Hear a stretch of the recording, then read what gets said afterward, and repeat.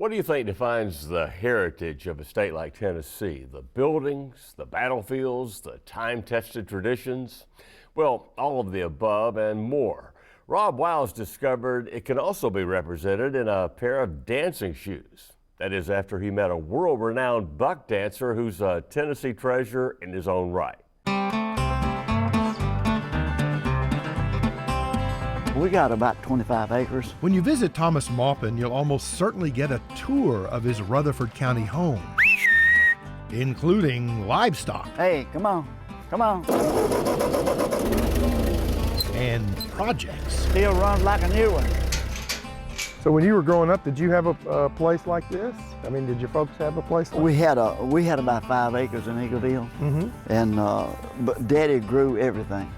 He could just had a green thumb, and he could just grow anything. One thing Thomas's dad could grow for sure was Buckdancers, like Thomas himself. Universally hailed as one of the best in the world, recently given the Tennessee Heritage Award.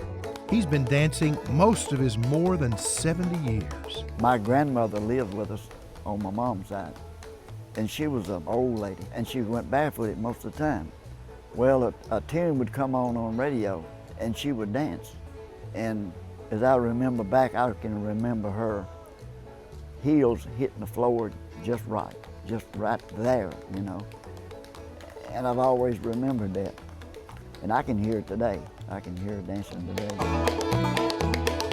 Most of us think about watching someone dance, but Thomas wants to be heard.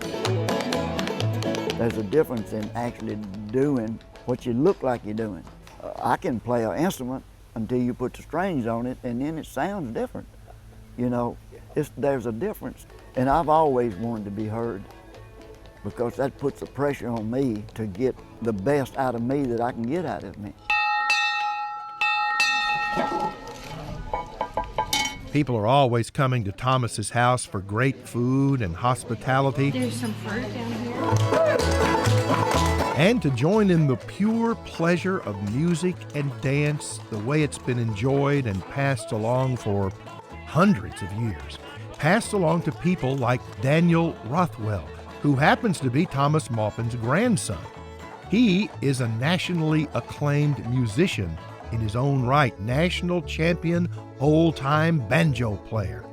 Encouraged by his grandfather to always make the next song a little better each time, and to make that tune your tune. Don't try to sound like anybody else, because we've already had them. So Daniel has taken up the banjo, played the old-fashioned way. Forgive my grammar, but if nobody plays this style, then nobody's going to play this style, you know. So somebody has to do it, and somebody has to pass it on, because it's a real cultural jewel to me, buck dancing and old-time music. It's the homegrown way of doing it, what's just been passed down from generation to generation. Which has been on Thomas's mind lately as he thinks more and more about passing along what he does in the old-fashioned way. You can see the joy in Daniel as he plays, making music for his grandfather's dancing, which he really considers part of the band. One way I kind of define this dancing that he does is making percussive sounds with the feet as opposed to moving rhythmically to the music. Of course, it's all rhythmic, but this is more, it's more sound-based. The sound is more important than the motion is. When you take a close look and watch Thomas dance, he looks a bit like a man possessed. I'm talking timing, I'm talking rhythm, I'm talking to myself, I'm talking that tune. I've tried to quit, but I can't. I can hear time, I can hear rhythm. And sometimes I might be able to sort of feel the air under my feet if I'm feeling really good, you know. Which is almost all the time Thomas Maupin is doing what he was born to do. I worked at AFCO in Nashville for 41 and a half years, danced, raised 2 daughters, 4 grandkids, 2 great-grandkids, and I'm the richest little man in the world